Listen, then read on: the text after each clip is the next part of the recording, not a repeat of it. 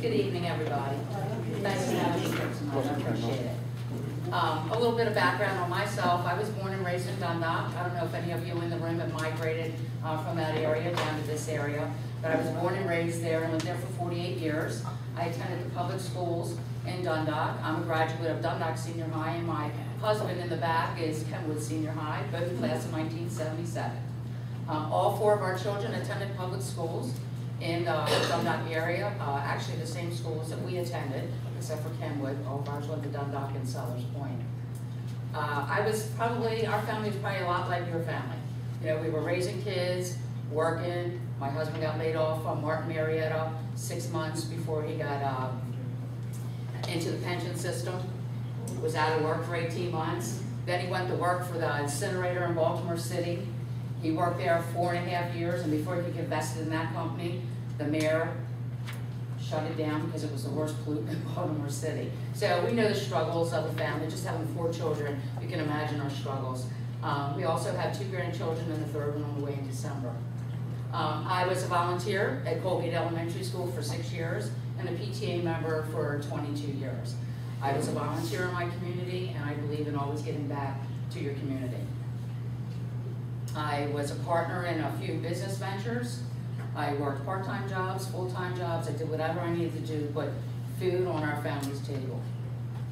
Back in 2004, the county executive, Jim Smith, your current county executive, asked me to come to work for his administration. And for 6 years, I was his constituent services representative.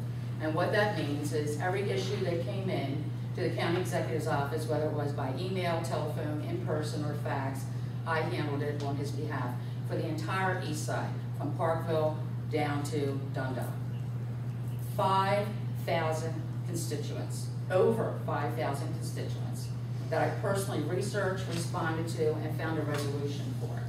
It's a lot of work. It's rubber meets the road, quality of life issues, day in and day out. Very challenging job, but also a very rewarding job. In order to get that type of work done, you have to form relationships within the county, with the directors, with the deputy directors, and with their staff. And that's how you get work done. You form relationships, good working relationships. You also form relationships with your delegates, your senators, and your federal representatives. And in working together, that's how you get things done. And I'm very proud of the work that I've done for the last 6 years for the county executive. I am currently the administrator for the Baltimore County Volunteer Firemen's Association, and I've been in that role since I think February 1st. So that's been a great honor for me to work with folks in public service. Linda is actually a volunteer at the Middle River AMBO, and these guys get up every day and jump on fire trucks and are EMS for zero paycheck. So that's been quite an experience for me also. I'm known in Baltimore County as a problem solver. I am a doer, not a sayer.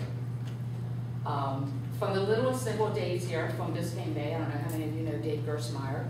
A couple years ago, I got a phone call from somebody that said Mr. Gersmeyer was the president now of the Biscayne Bay Association, and he wasn't quite sure, because your neighborhoods are unique. You own your homes, but yet you don't own the property. You rent the property, but yet someone else has to maintain it. They maintain your streets, your trash, so it's unique. It's different from an average taxpayer. And Mr. Gersmeyer had a lot of questions about that. And I understood his need to understand so he could communicate back to his community. So what I did was bring Mr. Gersmeyer into the county executive's office. I brought Linda Hart into the county executive's office, building services, code enforcement, community conservation, and we sat around a big conference table for, I don't know, an hour or two, and we talked, and we let Mr. Gersmeyer go question by question by question, and we answered every one of his questions. That's what I do. And I'm hoping that he left a very informed president of the association.